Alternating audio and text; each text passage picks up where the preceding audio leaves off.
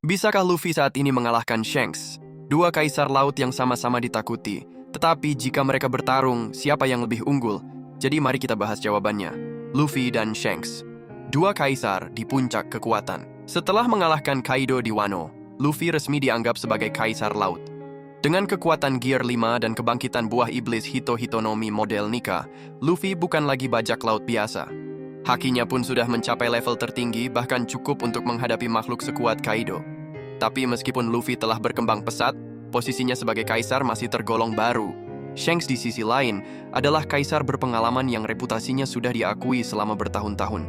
Meski jarang tampil, setiap kemunculannya selalu menunjukkan kekuatan luar biasa. Salah satu momen paling mengejutkan adalah ketika Shanks menghancurkan kapal Eustace Kid hanya dalam satu serangan berkat hakinya yang mengerikan.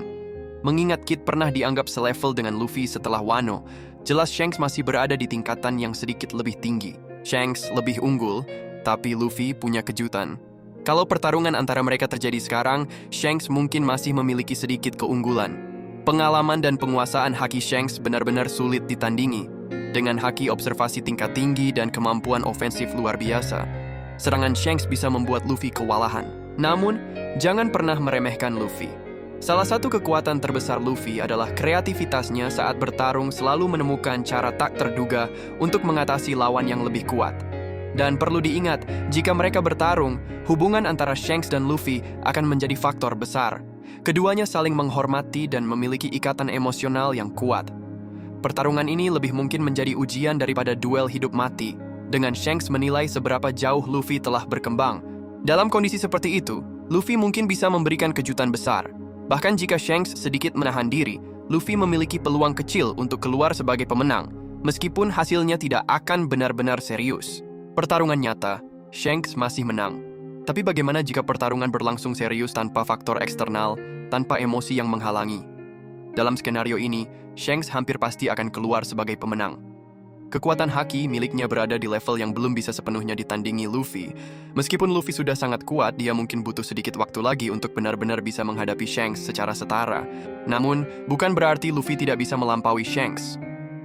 Seiring berjalannya cerita, terutama setelah arc Elbaf, kekuatan Luffy pasti akan terus meningkat.